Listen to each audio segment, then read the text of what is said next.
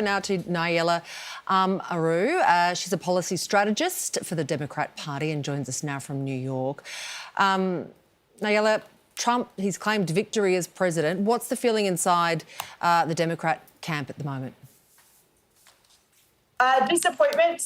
There will certainly be much opportunity tomorrow and the days following for the Democratic Party to reassess where we went wrong and hopefully learn from those lessons so that when the next election comes around, that we will be able to address where we fell short in this campaign to reclaim the presidency. We're hearing that Kamala Harris didn't outperform Joe Biden in 2020 in any county. Was she the right choice to take on Trump in 2024?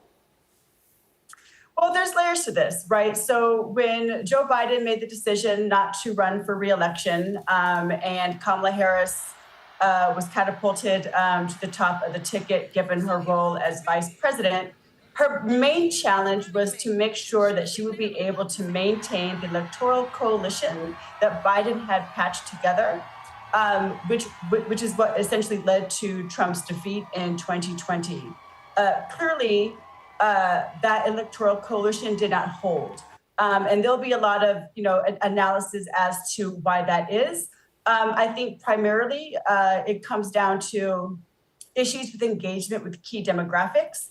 There was an uphill battle for Harris to really connect with younger male voters in particular, which overwhelmingly came out in support for Trump.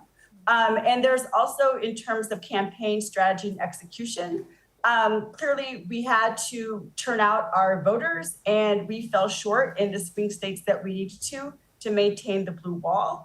And lastly, it was always going to be a difficult tightrope for Harris to walk, given that she is a current part of the administration, but she wasn't willing to break with Biden publicly in the way that she needed to when it came to really some of the more controversial issues that would have helped solidify and mobilize voters within the Democratic Party, more on the progressive side. And so I think that there's multiple things that went wrong here. And again, in the days to come, the Democratic Party will do an assessment and figure out how we can do better and build a bench so this does not happen again. When do you think America would be ready for a female president, be they Republican or Democratic? That's a great question. I think the underlying current is Kamala is a woman and she is a Black and Asian woman.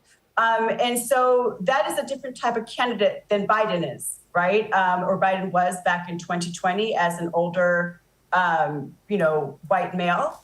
And those racial identities have implications clearly in where the strength of a candidate lies when it comes to the voter turnout, when it comes to race, when it comes to gender, when it comes to ideology.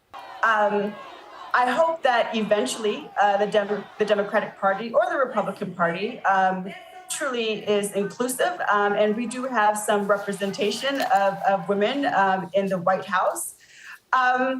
If it wasn't Hillary and if it wasn't Kamala, I'm not quite sure who that next candidate could be. But I think this goes back to some of the self-assessment within the Democratic Party of building a bench that is more reflective of who we are as Americans in this year.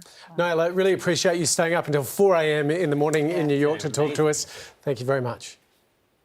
Thank you so much.